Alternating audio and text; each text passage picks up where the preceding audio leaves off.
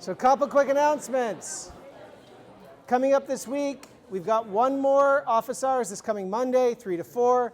I will have another Zoom session tomorrow morning, 10:30 to 11:30. I will send out the link for that one so you guys can join it.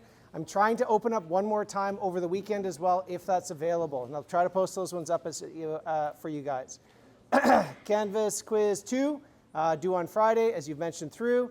A lot of people starting to participate on this one. Thanks, guys. Really like what you've got. Keep it going. Friday at noon is we're going to cut it off. So anything that you want to submit for that point, I need it by that time, please. And I will get you guys the last name split coming up. The rooms are going to be B150 and B250. So that's over in the chemistry building, the two large lecture halls over there.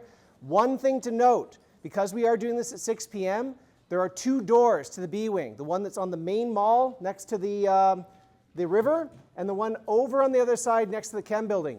Usually the one next to the chem building is locked at 6 p.m. So if you want to make sure that you come in, if you have any problems coming in from the side next to the river, that's a better bet.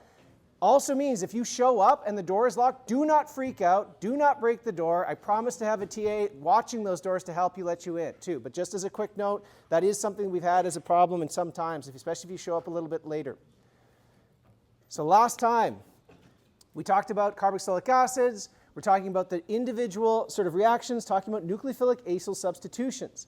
Nucleophilic acyl substitutions is what this main sort of focus of this next chapter is, because this is how we reformat carboxylic acid groups into these other derivatives. And we have the sort of priority ranking of both the nucleophilic character and the electrophilic character because it's a partnership. What we're doing here is a substitution reaction involving some electrophilic fragment and a nucleophilic fragment, and we have different ranks and orders depending on what type of groups we're making. So, review question for today. Which of these is propanoyl chloride? If I had to give that naming by IUPAC, which one of these things does that match into?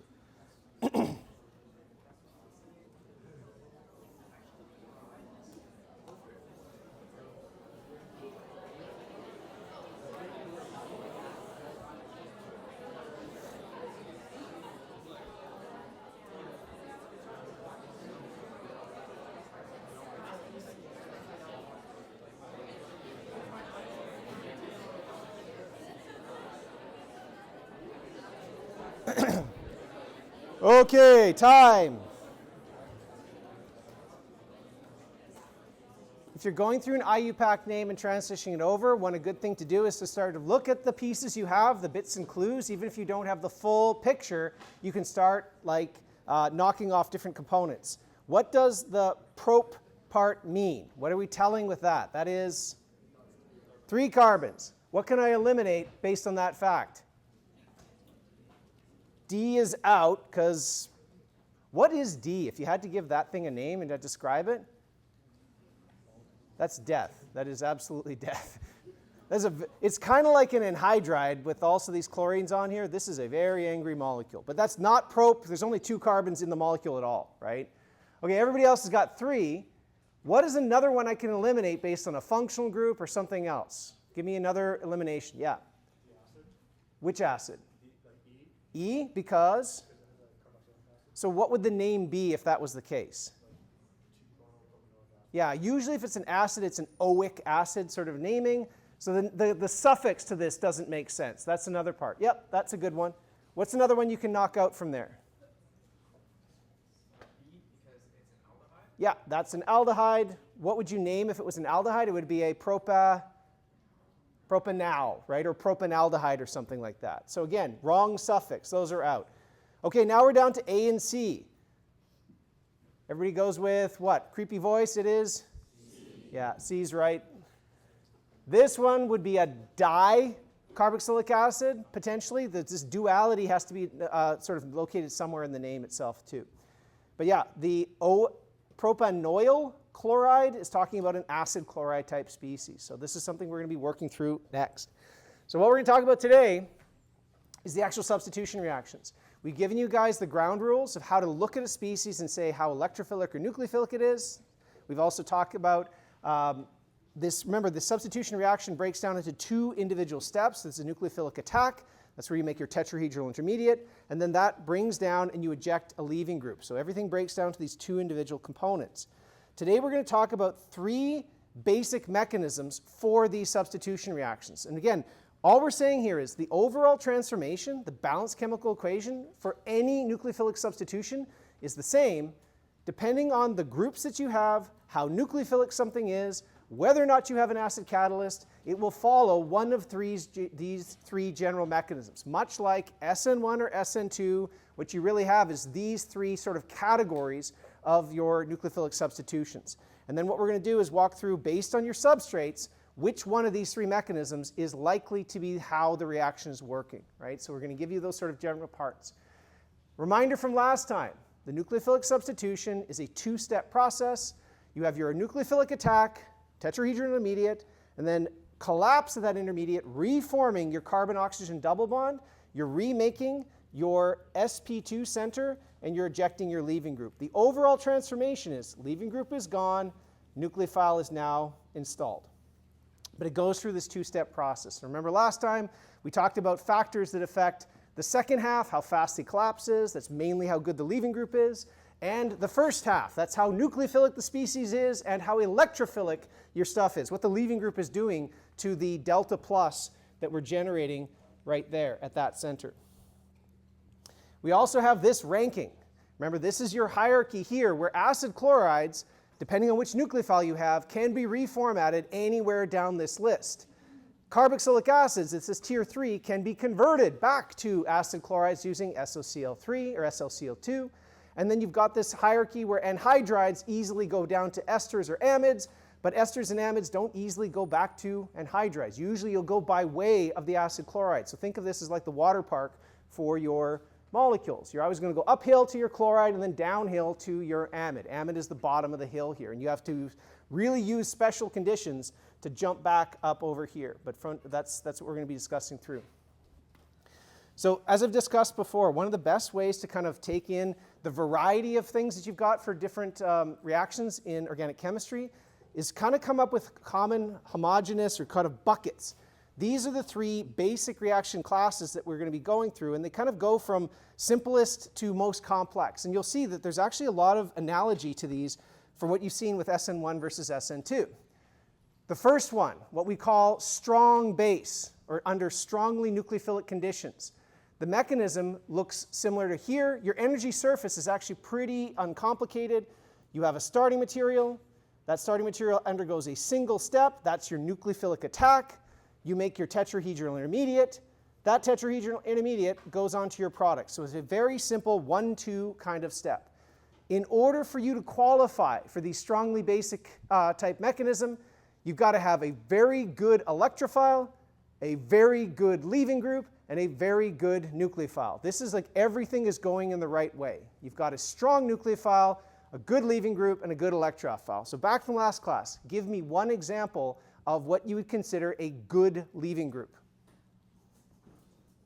Chloride. Chloride's a good leaving group. Great. What makes something very electrophilic? Again, back to your starting material. What's a species that would make that center, that starting acyl species, a good electrophile, excuse me? Also chloride, right? Chloride is helping you in both cases because it's inductively withdrawing to make it very electrophilic. It's also a good leaving group in the second step. So we're kind of describing, at least on the electrophilic end of the spectra, this is an acid chloride, is one of our partners. So what's my nucleophile? What considers a good nucleophile from we talked about last time? One that doesn't act as a base, okay. But I mean, let's go more broad. Are we talking about what type of atom might be a good nucleophile? Yeah. Negatively charged. That's the thing we're really gunning for here, is a negatively charged species. And if we're talking about, again, the hierarchy, think of it in the context of this. If this is kind of the playground we're talking about, we just defined good leaving group, a good electrophile. So we're in the top left-hand corner, probably, right? It's acid chloride. Your nucleophile is going to be something like O minus or N minus, because you're going to be coming down to something like your acids, your esters, your amides. Right? So we're talking about a negatively charged species, usually negative nitrogen or negative oxygen in that case. So what this looks like is the following. It is what we consider the simplest version of this mechanism. The nucleophile is going to attack my carbonyl. Because it's already negative, I don't need to activate my electrophile. I don't need to activate my nucleophile. It's just the combination of those two pieces. The electrophile, this guy over here, is already ready for attack. This is already anionic. I'm allowed to bring the two pieces together with no other pre-work. That generates my tetrahedral intermediate. Leaving group is attached, and my nucleophile. Second step, we're going to bring down our oxygen, the lone pair, and we're going to eject my leaving group. That reforms my carbon-oxygen double bond. And I've now substituted my nucleophile. So this is kind of the simplest version of our overall transformation. I've got my leaving group here now departing with my negative charge, so my charge balance for this overall system batches as well too. One thing I want to point out, for each of the slides, if you see that the energy diagram that we've provided over this is how many transition states. What am I describing when I show the energy diagram seen here in the bottom corner?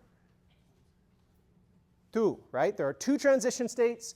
You start with the reactant, you make a single intermediate, you make your product, right? So part of the thing we're trying to emphasize here is it's a cartoon, but you're seeing both the heights of these transition states and the number of jumps is meant to help reinforce the types and numbers of steps.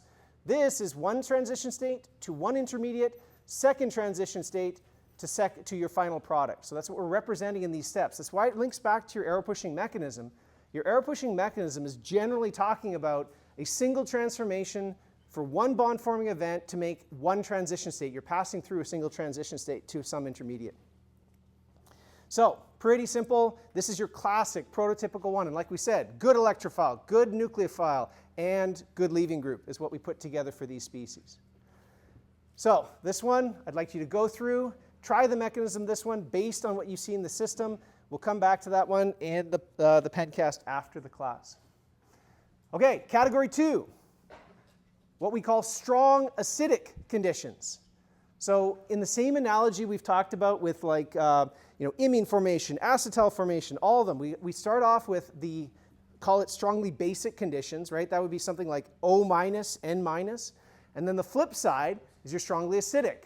This is something kind of like SN1, where you have to activate your leaving group first. In these cases, the electrophile, not very good. The electrophile in this case, these are the bottom corner of our diagram. These are things like our esters, our amides. The leaving group, also not very good. On its own, we're not talking about a leaving group that wants to depart.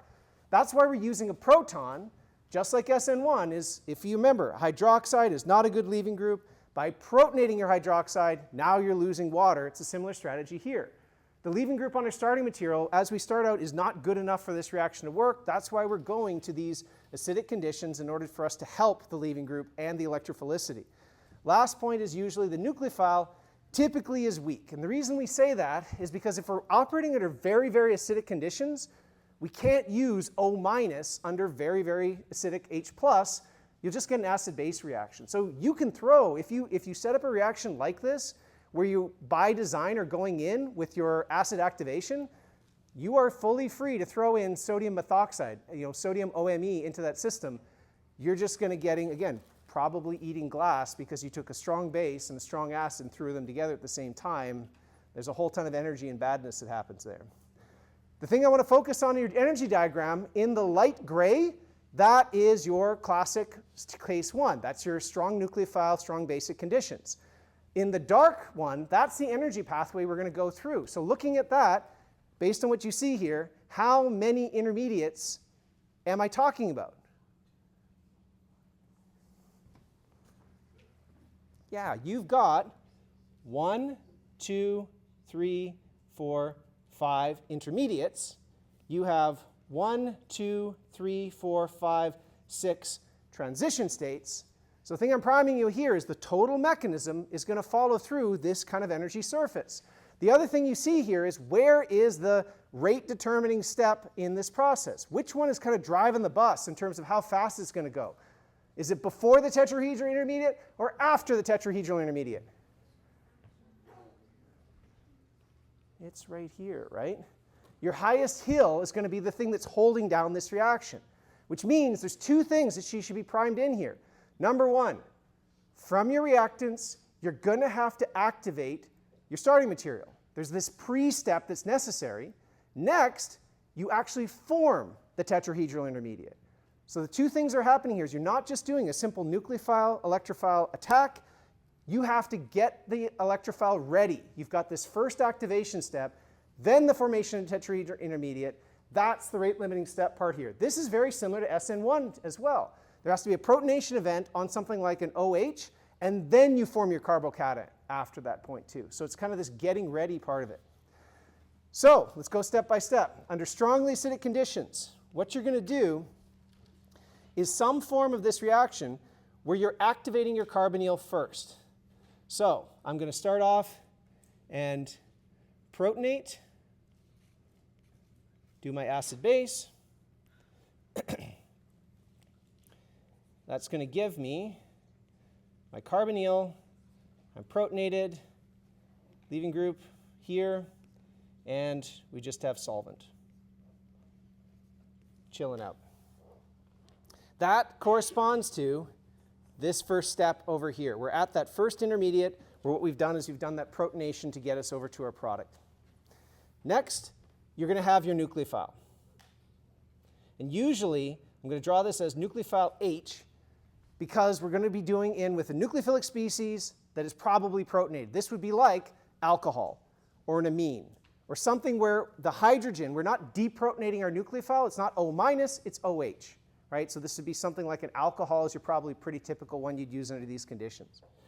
So now that we have that, the nucleophile, lone pair in the nucleophile, is now able to attack that center. So first thing we did is we got the carbonyl ready. Now we bring the nucleophile in. So that equilibrium is going to give us our OH up here. Leaving group is still attached.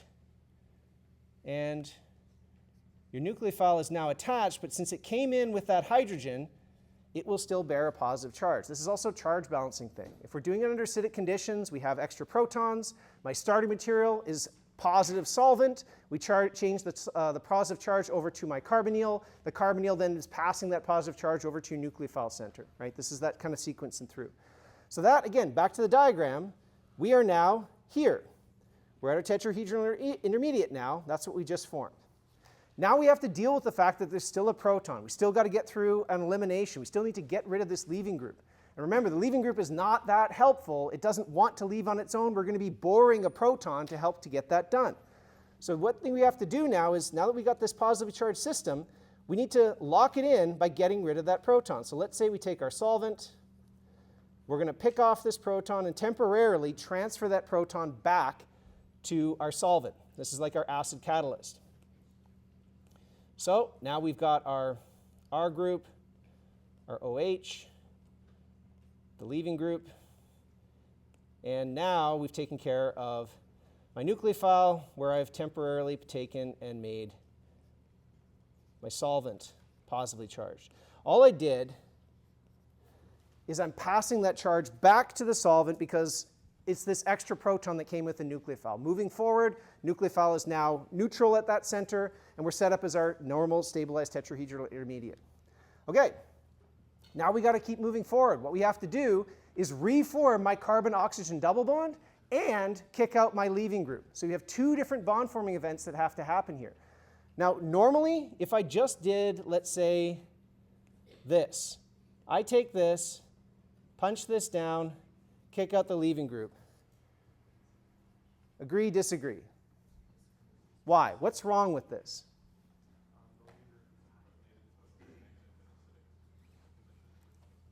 Makes sense, yeah. So number one, if you follow the arrows I just drew, let's draw that out, what you actually make, right? If I just did this, I would be making R carbonyl, nucleophile, leaving group is going to be leaving group minus. That's what I've just drawn as far as my arrows up here. I also still have a positive charge over here. Charge balance still makes sense, right? I started with a neutral species. I made a zwitterionic mix. But this should bother you. First of all, I'm ejecting a negatively charged system in a protonated media. Weird. I'm forming this OH positively charged system in order to do that. All the energies are messed up right here. This is not the best way to move here. Just like what we've seen with like an SN1, I'm not going to do this transformation. I need to get the leaving group ready to leave. So I'm going to protonate my leaving group first. Now think of this as the leaving group might be water in this case, or a nitrogen for like an amine or something like that. This is something where it's not going to be a stabilized charge when we're done. So I'm going to go through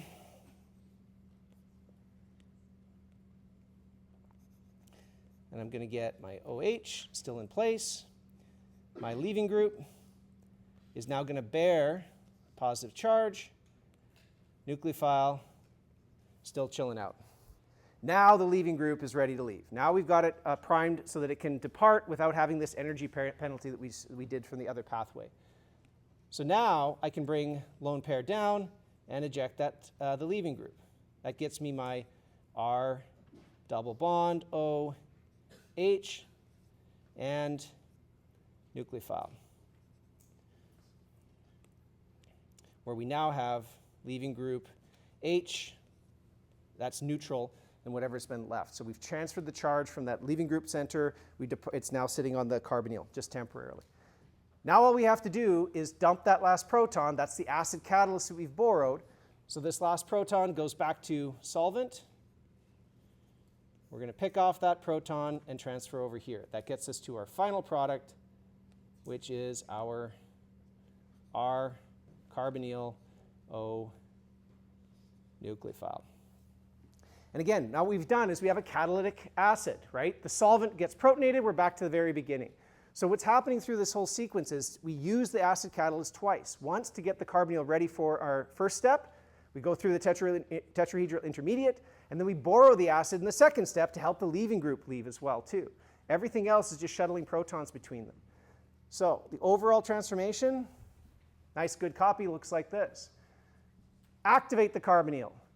Then for my tetrahedral intermediate. So back to the general, what we would call sort of the nucleophilic substitution point. This is that first step of my nucleophilic substitution, the formation of my tetrahedral intermediate. And then all this is my second step. From the tetrahedral intermediate, activate the carbonyl, collapse the carbonyl, and then eject my leaving group. Right? So these are the two steps like we've seen before. And again, if you go back, those should match the same sequence of transformations that you see from the kind of barriers that we provided. The relative energy diagram I tried to give you is to map against the kinds of steps that you'd see and how sort of where their relative energy level is going to sit. So for this one, again, go through the mechanism. What you notice here is this here, we had a name for this. A carboxylic acid and an alcohol under acidic conditions. We call this what?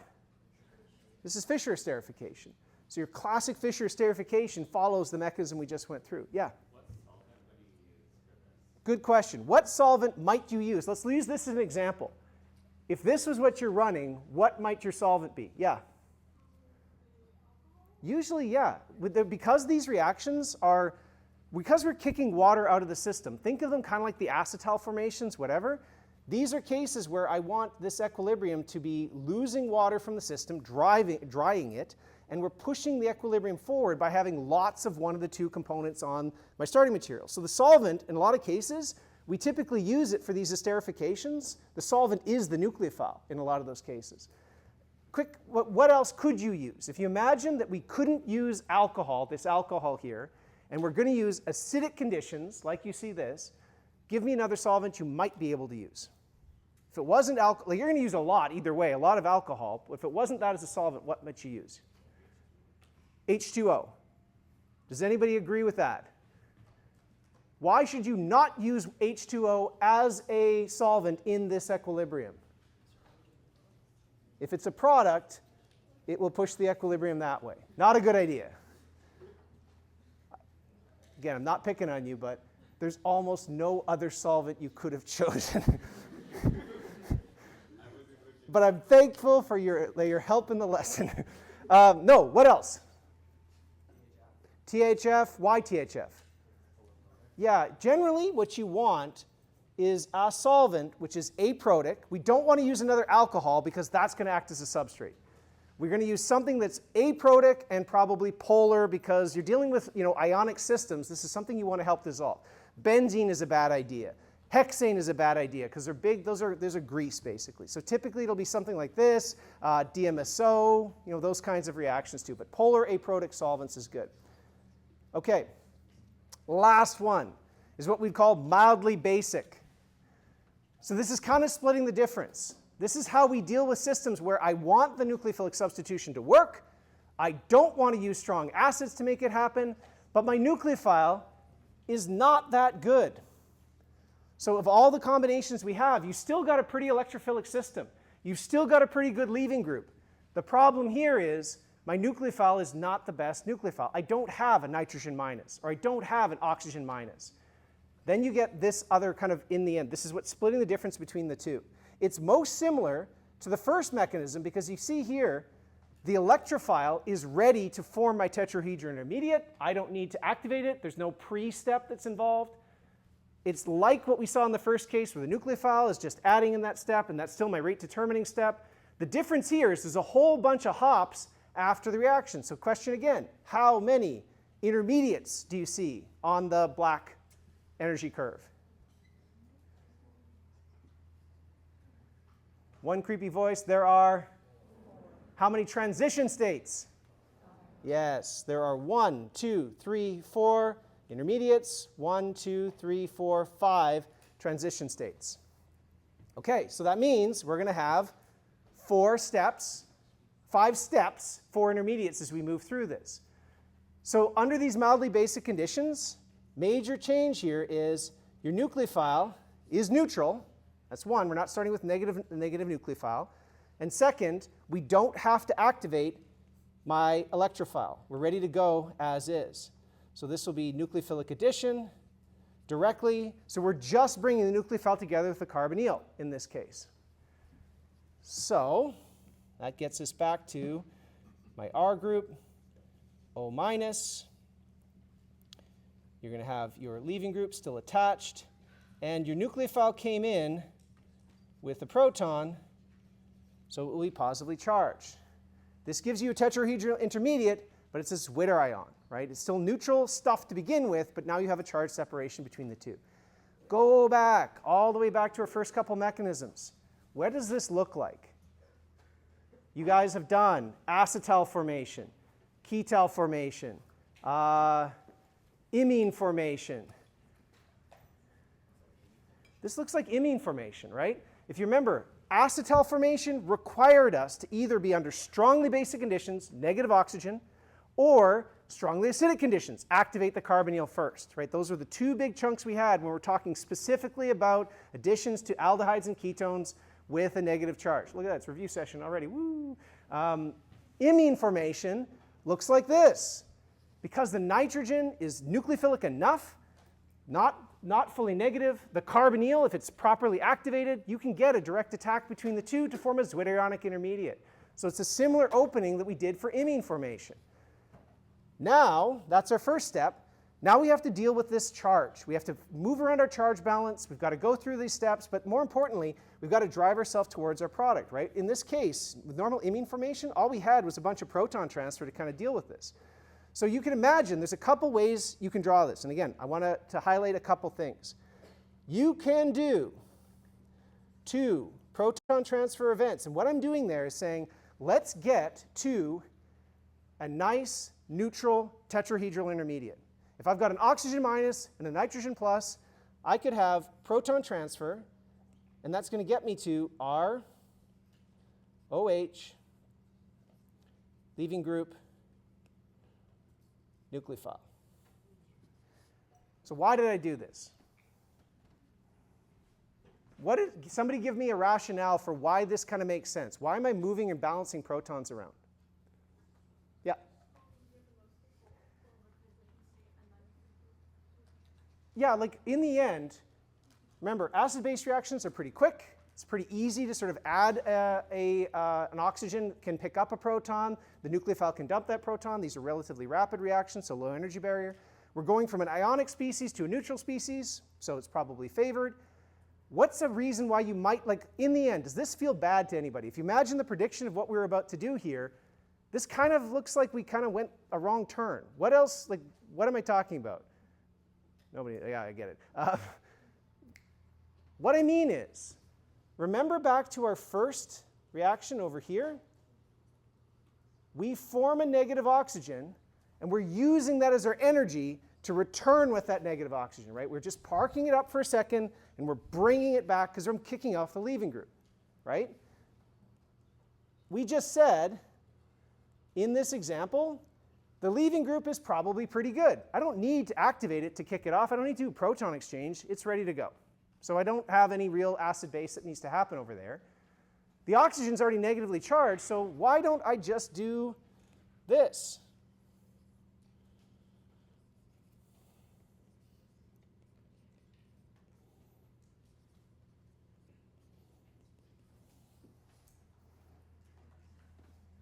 Yeah? You're under basic conditions. Probably. If you're under mildly basic conditions, don't go through, and again, it's not the end of the world. I want to be specific on this too. If the way that you want to draw out this mechanism involves the direct route, collapse the carbonyl and make you this species, where then fine, my base is just going to come along and grab that proton, I'm not going to die on this hill. That is totally appropriate. That's fine. What I'm showing you is sort of this, again, the logic that usually goes forward is I am adding to a neutral species, so neutral comes together. Because of that, by charge balance, I have to make a tetrahedral intermediate, and it has to be zwitterionic. That's the laws according to that first step. Once I'm there, well, I've got a positive center and a negative center, and I'm under mildly basic conditions, just balance your charge out. Get to something that is a stable intermediate, because balancing your charge should be relatively facile. That's fine. Once you're here now, I'm going to go through and collapse this to eject my leaving group, right?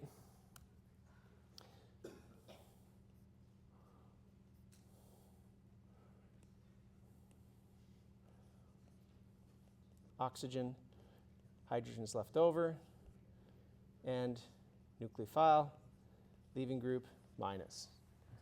Does that feel better? Why? There you go. All we're trying to emphasize here is balancing out the charge. The oxygen center reforming that carbonyl is your driving force to do this. It'll eject the leaving group. Leaving group is good enough to sort of do this where you're kicking off that negative charge. And then your final step is whatever your base happens to be can pick off this final charge here to give you your final component.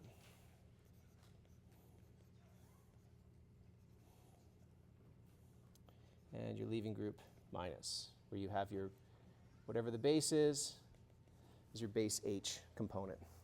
Now again, being specific, if you choose, if you like drawing it from, I made my zwitterionic complex first, and I'm just going to go directly, bring down the negative charge, kick out the leaving group, to leave a positive charge on your nucleophile, which you then lastly protonate. 6 of one, half a dozen other, both are correct. What I mean is, you can also draw the other version of this. Let's say I bring this down directly, kick out that group. In that case, you're going to form your R double bond O, nucleophile H plus, where in that example, your base is picking off this proton. You get to exactly the same spot, right? So if you decide to go the direct route or the indirect route, both are fine depending on what you like. Yeah. Both steps that you showed, there's a positive and negative charge, but is this example better because the oxygen has a positive charge and the nucleophile can provide reference with it? So yeah, the comment is, excuse me, in this example here, sorry, if we go this way, neutral, oxygen's holding the positive charge, versus this way, the nucleophile is holding the positive charge. Remember, both of those are in resonance as well, right? So both the positive charge on nucleophile versus positive oxygen, they have some stabilization in both cases and both points. That's why, again, think of this kind of ends up being right on that line of semantics. I don't want to overdress it. Whereas I'm showing it specifically in this way is this is the most commonly drawn general mechanism where we go from a zwitterionic component to a neutral component neutral component, then collapses to give you back this oxypositive, which then picks off the base. Again, if you're something you're more interested in too, this latter step here is how things like proteolytic enzymes work. This is how things like lipases work in different points. And depending on the nature of the base, the nature of the enzyme, you get sort of different variations of these last steps of which one becomes more or less stabilized. The major thing I want to focus on, though, is look at this energy level diagram I provided here. Back to the same question. Where is the rate determining step? Which of these steps is driving the bus in terms of how fast it happens? Right here, right? That's the rate determining step. Everything else we're arguing about of, oh, does it protonate or not, is in this latter part of the mechanism. There still has to be these proton transfer events. They have to happen in the end. The order that they happen in comes down to specifically which system it is, so it's not worth something for us to fight over. What we can all agree on is that first step in these cases is going to be your turnover limiting, your rate determining step. After that, you have to take care of these charges, so you're going to have to do proton transfers. The order which we choose to do them, you guys have flexibility to use them. But the most important one, though, is following through. If it's something you want to look through, this is a contingent mechanism that matches most common what we sort of push through because it's most often right. Yep. If you want to do something like this on an exam, would you be drawing out each proton transfer, or can you just do proton transfer? So, yeah, good question. On an exam, are you allowed to use the PT warp speed? The best I can say is read the question. In the instructions of the questions, the reason I use proton transfer, it's fast. If I am not trying to test you on, do you know what the proton transfers are, I will say in the question, you can use PT just for the speed and time. In other words, if you're just copying out the mechanism and I want you to just go forward on it, I'm not testing where the acid and base is, I will tell you in the question, go ahead and use proton transfer. If I'm asking you to show all steps, it will say in the instruction, please show all steps, right? So I'm asking you to go through the long-handed one. It really depends on where the question lands. Any other questions on this? Yeah? Would it be possible to just like do one proton transfer and deprotonate the nucleophile and then just have like the electrons from the oxygen shift down? Oh, so you want to just deprotonate here and then bring down? Again, that's the third one. In the end, you have to lose one proton on that nucleophile center, and you're going to have to collapse the group to do that part through. Basically, the number of bonds that you have to break are the same no matter which pathway. You just have to balance out, allowable steps. Yep. So last one you're going to go through is this one here. Now, what we now have is these three different buckets, right? We have strong nucleophile, strong electrophile. That's our first one. We have terrible leaving group, terrible nucleophile. That's the acid catalyzed. And then we've got this middle ground where pretty good leaving group, not super good nucleophile. Those are your kind of rankings. So let's apply each of those as we go through these. If you look at the substrates you have, which of the three mechanisms do you think correspond if this was what I'm mixing together?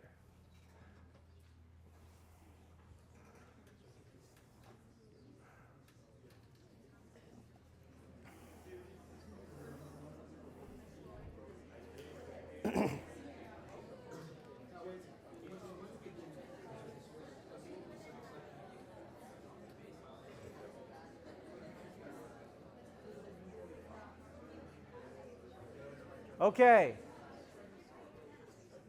we got three, so somebody from this chunk of the class. You guys are, the rest of the class is counting on you here. A, B, or C? Why are you pointing at him? So we have A as being maybe. A, everybody agree? Final answer? Are you sure? Why? Yes, I agree. Strongly basic makes sense. Why? What is your proposal for why you're identifying strongly basic? Yeah.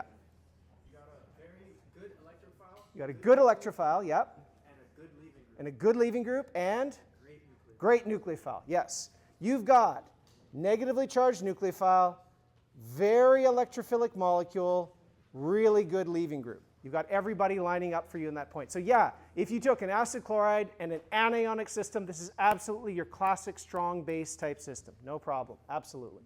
Okay, number two, what is this?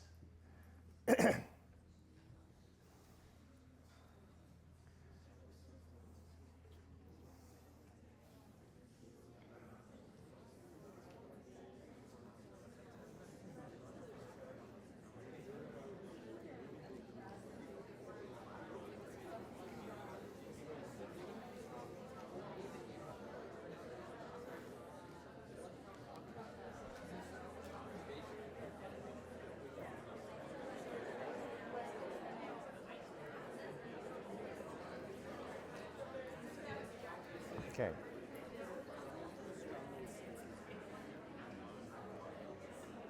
Okay. Middle section. ABC. Oh, I thought I heard E. What was that? C? Everybody agree with C? Why is it C? Give me the reasons that you're rationalizing it out. Yeah. The nucleophile is very weak, but the electrophile is decently reactive, and there's some good leaving group because of resonance stabilization. Exactly. So mildly basic makes sense. Number 3, you've got not a very good nucleophile. It's neutral, right? But that's your oxygen center. You've got a pretty good leaving group, right? The acetate is a stabilized leaving group. It's the pKa of that carboxylic acid, the conjugate acid of that the base that you'd be kicking out is about 5, not too bad. And because you don't have a ton of resonance into this one, this is a pretty decent electrophile. So it sort of falls in those categories. Absolutely. So you're going to have to deal with a bunch of proton transfer, but it's still neutral nucleophile attacking this sort of system. Last one, which do you think this is?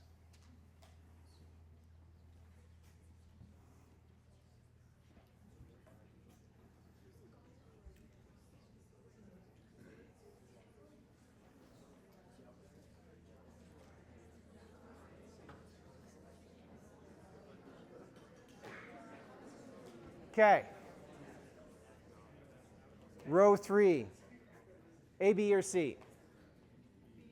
B, because it's the last one we haven't done? No, okay, but why? You're right. Strongly acidic. There's a couple of other clues here. So what else? Yes, it's strongly acidic. What else? Yep. Okay, that, he just went for the throat. It's a Fischer esterification. Sure.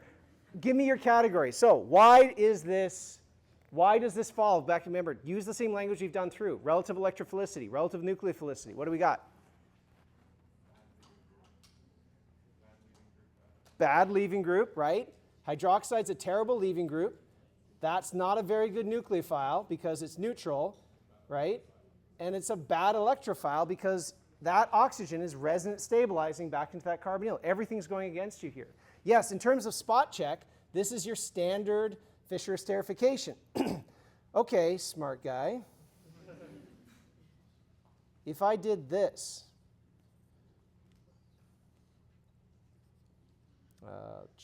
no, let's do this. H2N, so I'm swapping that out. I put these two guys together. Strongly acidic, strongly basic, mildly basic.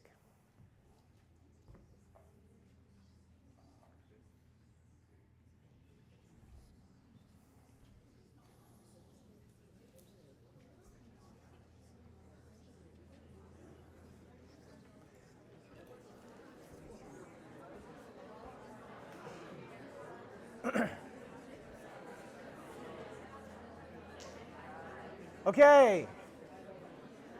Up in the back. Yeah, what was it?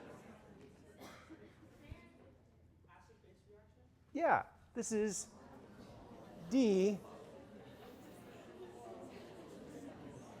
Okay, so again, let me go here.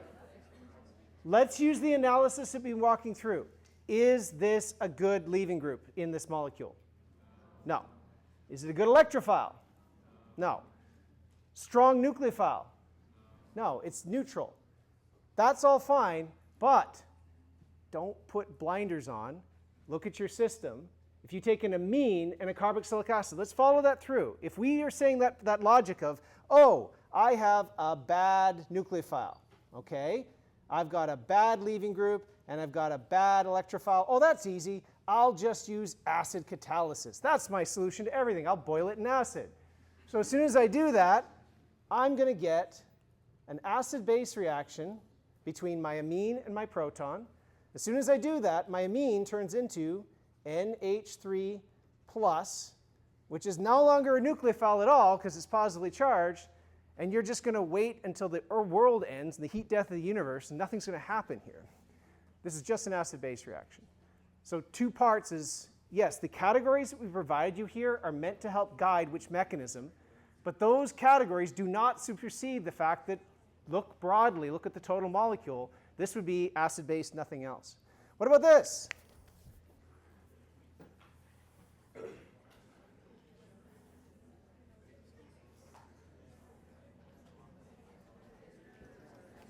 Done?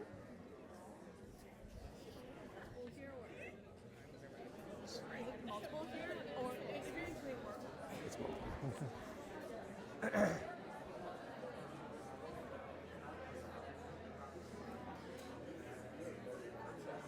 Okay. Give me some suggestions. A, B, C, or D. Is there anything we can remove? So remove C. Okay, why might we remove C? First of all, do we have a good nucleophile in the system? So we can probably say, look, it's not strongly basic conditions here, right? That's not on the chart. Okay, strongly acidic or mildly basic. Anybody want to take a camp? B or C? Okay, B. Why?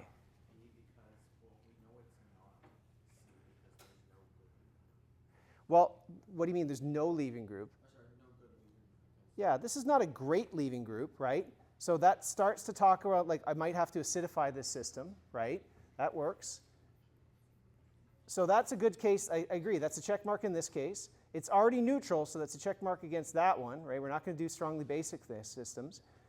Mildly basic might actually play, though. How might I change these conditions to allow mildly basic to be on the line?